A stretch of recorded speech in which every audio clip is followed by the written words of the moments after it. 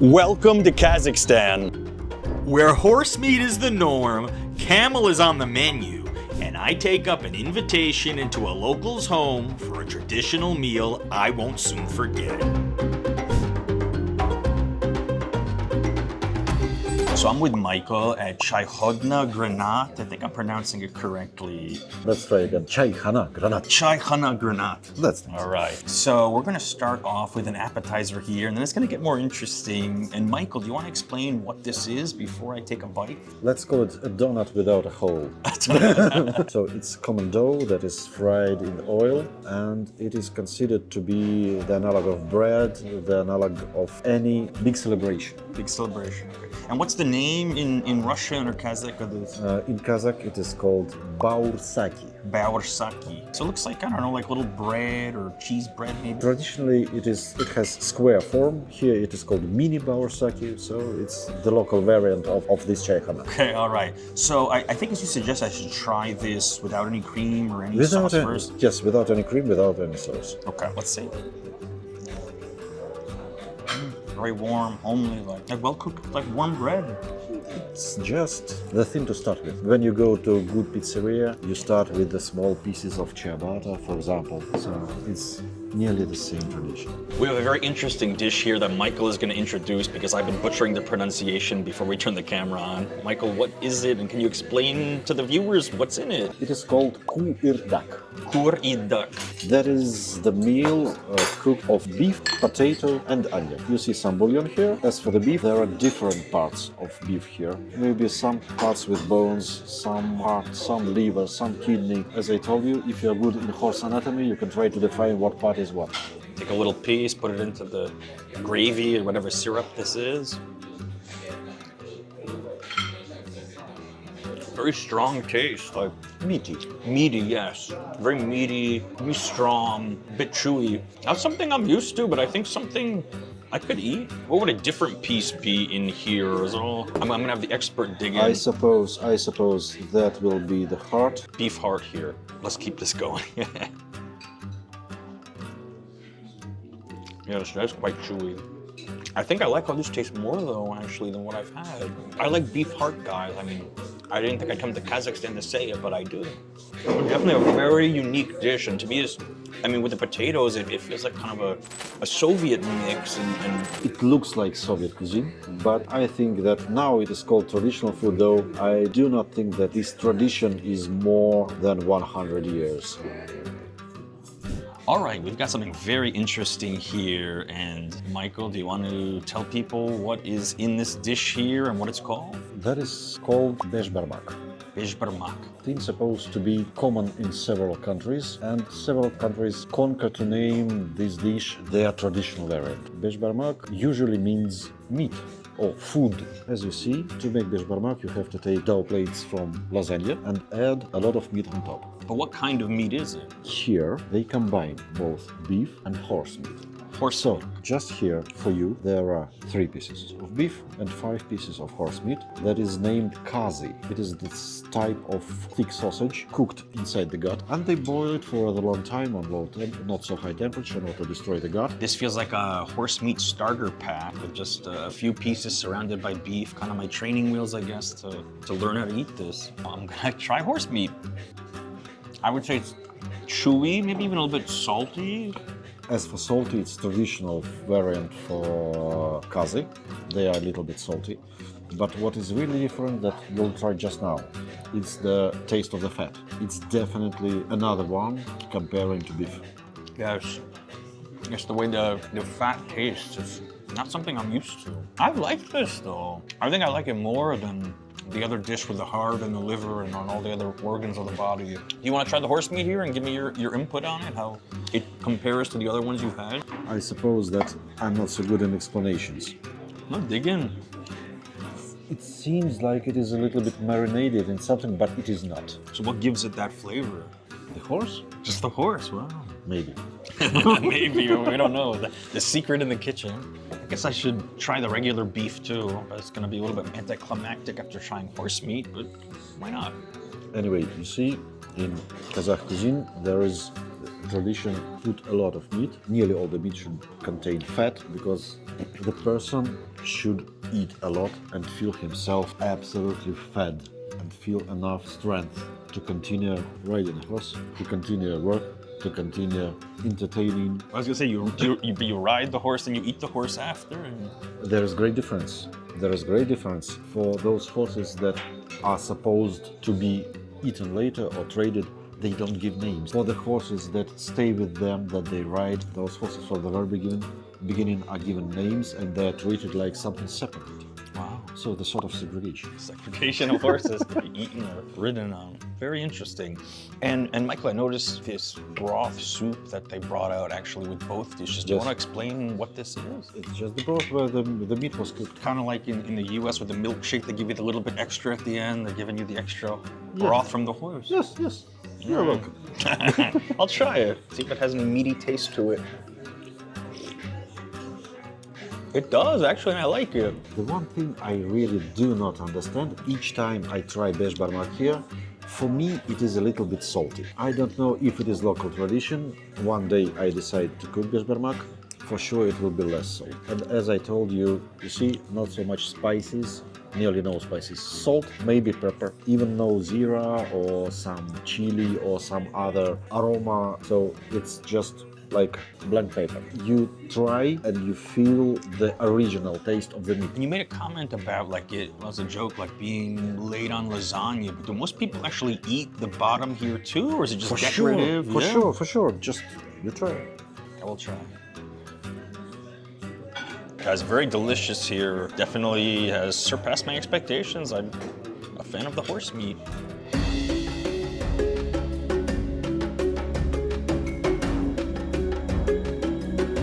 At most restaurants, they give you bread as an appetizer. At Saduk, they give you camel and horse milk. So I am going to make an attempt here to try camel milk for the first time. And Michael, before I try it, is there anything I should know about it besides the name? As for the name of this drink, it will be Shubat. Wish me luck, guys.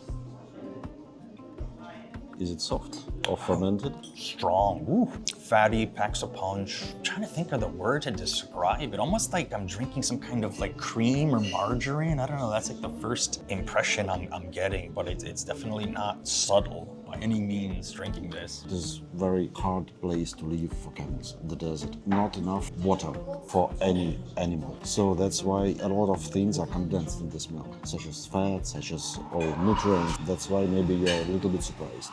I am. And Michael, you want to give your input? Kill me. Yeah, a little bit fermented, a little bit salty. It looks like a Russian drink that is called usually kefir. Kefir. But I suppose that when you try the horse milk, there will be absolutely another taste. Horse milk is named kumis or kimis. The color's a little more opaque, a little more noticeable, I think. It's a little bit more yellow. Strong, a little bit breathtaking. Maybe even a little bit sweet too, but definitely strong. I think... definitely with another smell. Yes. It's strong. I think my wife Alcira made a point. She saw that it has some of the same components as kombucha, and I think I can kind of feel that after I taste it. It tastes a little bit like Kazakh food that is called kurt. Kurt. Yes, it has nearly the same taste. So the camel meat has arrived, and it is here in a dish called lagman. And before I dig in, Michael, do you want to explain to the viewers what's exactly going on in here? So let's consider it the variant of Chinese food, but not so spicy, not so sweet, not so Chinese. Homemade, handmade noodles, exact type of vegetables and meat. The amount of liquid here is just common for ordinary variant. If you have more liquid, it will look like soup. If there is small amount of liquid, you'd better fry it in pot and you will have fried lamb. So you try it. All right, guys, we're gonna start with just some meat here and see what it tastes like. It's tough, a little tough to chew. I think it's like the slightest bit off from the typical beef that I'm used to in a Chinese dish, but it's not too different. I think if you just serve this to me like a beef lo mein or beef noodle dish from China, I don't necessarily think I would just immediately assume it's camel meat. Yes, I suppose that the horse meat will be much more different compared to beef. near Almaty, a little bit 200 kilometers to the east. There are some villages, some cities of Uyghur nation. These Uyghur people live both in Kazakhstan and in northern western part of China. As I was told and as I read, lagman is one of the main dishes. Do you want to take a bite? Give your input on the camel meat here. He's getting a nice, healthy mix in there. Yes, I do really like this combination of vegetables. Vegetables are really nice. It's a nice fusion. I don't know. I had in my head that they would just put a slab of meat down, but no, at this place they're mixing it. And did you notice this pepper? It is really a little bit bitter. Yeah. It's not hot. It's amazing. One of the first things I did really like in Almaty when I came here, it was this semi-bitter pepper. I do really like it. So semi-bitter peppers, camel meat, off to a great start here. So we were talking about fusion before, and I think they've really nailed it here with a camel hamburger. I mean, they've totally seasoned it like you get in the USA. I don't know, some kind of mayonnaise, pickle, tomato, but with a camel meat patty. Of course, some fries on the side, but I'm just focused here on camel meat burger. And I guess, Michael, before I dig in, have you ever heard of a camel meat burger before? Never. Kind of similar to the lagman in the texture of the meat. It's very firm and thick. But again, like just eating this, it's a little bit off from like the typical burger I've had. You know, maybe with just all the dressings and the tomato and the bun here, it feels like I'm eating like a slightly tougher burger than I'm used to. So an interesting like initial observation for me here is that the lagman was mixed with Chinese. I mean, well, I guess this burger they're kind of Americanizing. But in general, I've seen that the food here has a lot of influences from China, the Soviet Union, the Silk Road. Like, do you think in general Kazakhstan really has this mix of many different cultures in one, all with the food? I suppose yes, because just imagine, nomadic tribes that live here for a long time, they use mainly horse meat, mainly milk products, sometimes camel meat. This place comes, for example, Russian Empire, it brings Russian food. Some tribes or some nations like Uyghur nation, they bring here something from China. From Bukhara and Samarkand, you get some more southern variants. So everything got mixed, and I suppose that if some researcher would like to make the real history of globalization, the first point to make the research should be food.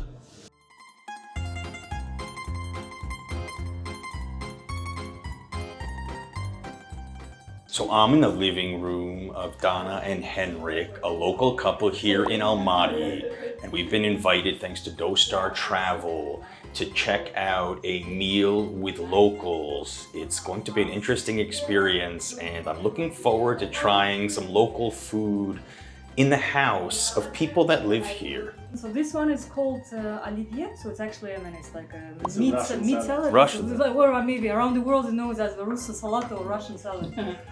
So it's, I guess it's the Soviet legacy, I would say.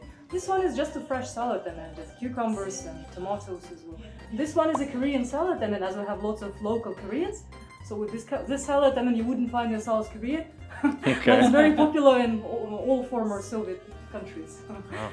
So there's a lot of mixing going on I've seen here in Kazakhstan, like Soviet influence, Asian influence from a lot of places. Yeah, I mean, we're a bit of everything, I would say. So this is Yuben Springs. So it's like Central Asian dumplings, but I mean not like a separate pieces, but it's like a roll. How long does it take to prepare? I guess it could be like 2 hours. Wow. With all the work, and it's like takes like 1 hour for cooking. Like steamed. Alright, so I'm gonna try the orama. It's a rolled dough on beef and some vegetables. Dana said it takes 2 to 3 hours to prepare, so Yeah, it's really quite a bit looking of work. quite a bit of work. I'm ready to try it though. Yeah, it's a simple homemade meal, man. That's good. Oh, very good. I like it rolled. It's warm and chewy. It definitely tastes kind of like comfort food. Yes, it's coming. Cheers. Henrik for hosting Alright, us. Dana. This is a food video. What's your favorite Kazakh dishes? I would say this one and bishkoma. And Hendrik, what is? Big fan of lagman, which is thick noodles but made by Uyghurs. And I also like plov actually. Plov, I think, for me, well, bishparmak and plov, because it was a memory about my father. Usually it's like cooked always by men. This dish is only by men. Like women don't touch it. He was cooking it all the time. Not all the time, but like some special days, you know, like how men cooking, women cooking every day for the family, and men like once a month Yes, takes I'm his cooking apron. woman. Yeah, and he was really good in this. So It is time for dessert. Ooh, what is it? homemade. Homemade. With the strawberry cake. No, Sarah made an interesting point. This is probably the first homemade meal that we have had since January, in 3 months since starting our travel. So it's really refreshing to actually go into someone's house, someone's apartment, and have food with them and just sit and have interesting conversations and learn about the culture. It's definitely something I think you miss when you're just traveling around like we are. Guys, if you like this content, check out a video I made over here in the corner that also chronicles my travel adventures. I'm sure you're gonna like it too. Until next time.